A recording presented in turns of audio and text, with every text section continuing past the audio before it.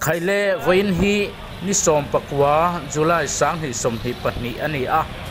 voin boruak zet chu thingtlang lampang football all Mizoram VC le local council tournament thingtlang lampang an lo lan tak wange boruak hi asang em maya hei in khela lamual pantum antam le maya voin boruak zet chu aro pui dang dai le ani voin hian sial hok le champhai anin khel dona final ani awangin mi pui pon en tuman tam khop mai hei han enila two wheeler hit tam em maya hei hi namrun kot ani a transport office kot khani a ti hian kan phei ze langa hei mi hringan tam khop maya hetilai theng hian parking hianin dai lo ani bera a in ze theina laya in thret hiamin anin zep ani hei two wheeler tam khop mai vo in zet chu kan pan phei ze langa hetilai hi Gandhi lim omna bullok khani a hei ale lam hi Assam rifle lungbang khul kha ani a ta po hian two wheeler park thiang reng lo na mun park thian lo na mun khani a ma se khat em mai ni mi hringan tama two wheeler po tama a ke pali nei po atamani hian thir phei zela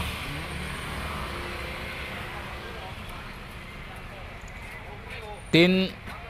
sial hok le champhai hian fence an nga dun khop maya an mai an hnoi ranga fila tran kho an tum na sa hle ani hei fence te pon tam ni anin chu nge ni kan thelawa hei hetilai hi anin tlara lu in chu in tuna hian dar thumain khel tum kha tun hi dar khat ani a hei lu tuman tam saman lu te duak to zoka heti chung hian mi hring hin la tam em mai ni hei hi State Bank kot khania Gandhi limbu khani a hei two wheeler po atam nang yang maya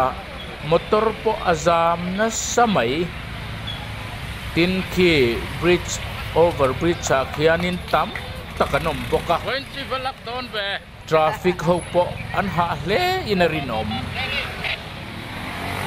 thir sel phot de hey in tlaran thui khop maya chuan so tilai so Lamuel gate ani a hey Lamuel gate ani a mi puyan tam hle ani aizola velo tan le aizol thau kal velo tan te kan tilang ve reng ani ti chuan kan thir zelanga hetilai mun hi kan thiat thei dan tu chuan Lamuel gate khani a khu achunga khumian lat tam hle ani mun dang te po kan tilang zelang hetilai hi ni chinami gate pon thau khani a hetilai hian ticket du in anin tlar put maya ticket man hi cheng somnga anti a quarter final tang khanin anin chu rap to reng ani tun tumami te phei hi chu anin he tok viau don ni tena langa tuna hian result eng ma hriatala ni lawa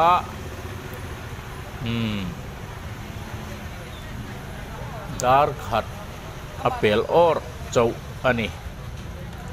hei ale lama tangin AMC overbridge atang khan kanhan la let le hai two wheeler atam le mai headlight po so bus te anding khep khup maya anding khep khup maya an zam na sa ani ti hian kan kal phei zelanga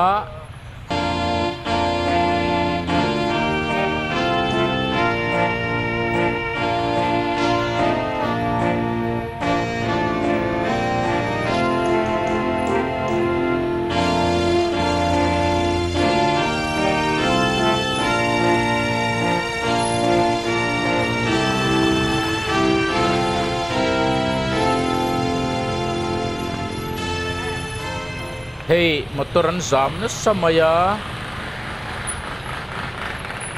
hemi ngong hian aizol khopui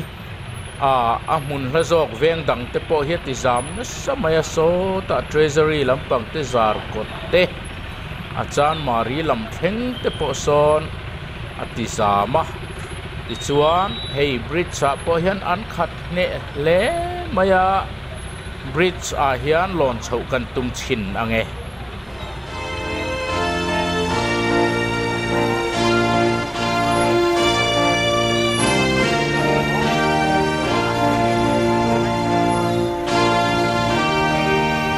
atot khop mai overbridge atang khana chung kan la an khat vek to maya tuna pona om zo zai te po hian eng tin nge thut nan zuk chanang eng tin nge an zuk din po in atot viau toina rin oma achunga hei ke tak hi chukalut lova pona tangin kala pon bo ruak kal velo te tana siat atan kanon tilang ani ai an tam khop maya bung noya te po hian an khat vet to hei gate bull wal ti mai la hung na bang hula te po an khat vet to ti chuan gate pon te po hian an khat veka lu na hi anin chanangem ti hi ngai tuana ti thui takani ti hian anon kalbel zela ka khiat thei china hian chuan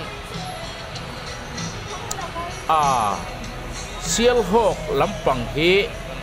putona hian an troi oma champhai lampang po chu ti tho chu ni hei two wheeler chu atam nang yang mai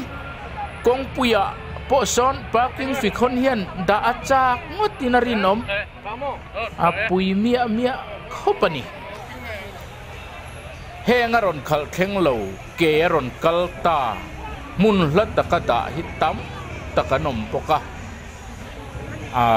vo in chu sial hok an lar zama emani chu ti turani ole engpo chuni sela khati zong kha pon lambo ruak kan thir thei te chuni thir tu zong te in zawa in mang tha vek ule